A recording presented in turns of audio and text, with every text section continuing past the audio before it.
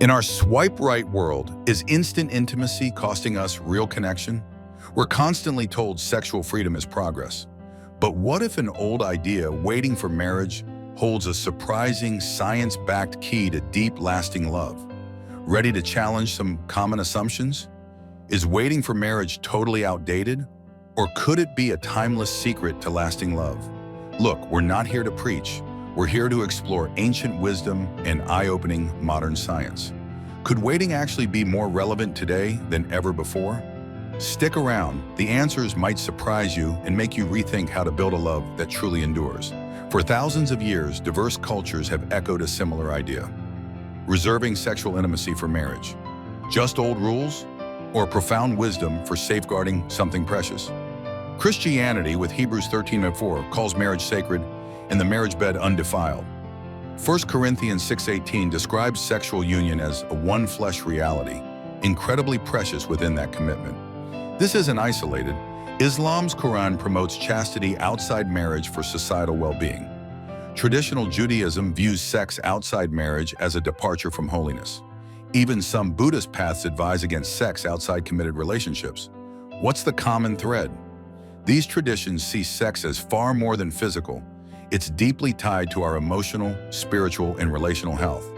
By keeping it for a lifelong commitment, they argue we forge stronger exclusivity, deeper trust, and a space where true intimacy can flourish, unclouded. These ancient views challenge us. Maybe sex isn't just recreation, but a powerful force for unity, especially within the safety of marriage. That's compelling ancient wisdom, but what does modern science say? Well, research reveals very real benefits to waiting. For instance, a Journal of Family Psychology study found couples who waited reported relationships that were 22% more stable and 20% more satisfying.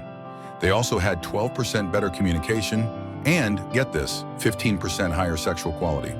Surprising, isn't it? This strongly suggests that building an emotional bond before sex helps create a much deeper connection.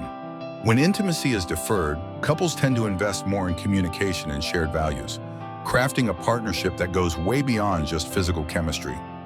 As sociologist Mark Regnerus pointed out, relationships can be underdeveloped if the honeymoon starts too soon. A good marriage, sex included, is built, not just found. Psychologically, waiting can mean less regret if a relationship doesn't work out and can offer more clarity when choosing a life partner. Health-wise, delaying sex and having fewer partners dramatically cuts the risks of STIs and unplanned pregnancies. And finally, studies consistently show a correlation. Fewer premarital sexual partners often links to a lower risk of divorce. In fact, those who are only sexually active with their spouse tend to have the lowest divorce rates. Remember, this is an observation from research, not a judgment call. Okay, let's be real. The idea of waiting often gets a skeptical side-eye. You need to test sexual compatibility. It's just outdated religious rules. Living together is a necessary test drive. Sound familiar? That sexual compatibility fear is totally understandable. But here's a twist. Research actually shows couples who wait often report higher long-term sexual satisfaction. Why? Because true compatibility is so much more than just initial chemistry.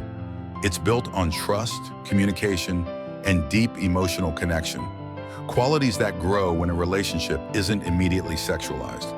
As for it being just religious, while many faiths encourage waiting, social science is uncovering non-religious benefits too, suggesting ancient wisdom understood human psychology pretty well. Plus, people wait for deeply personal reasons, like emotional safety or wanting sex only within total commitment. What about cohabitation as a test drive?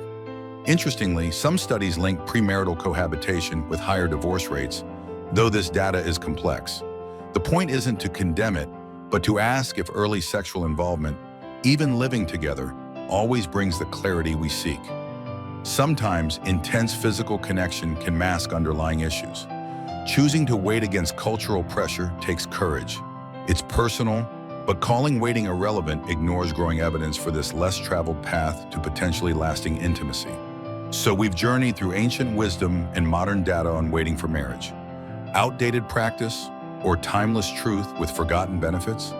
The evidence strongly suggests the latter.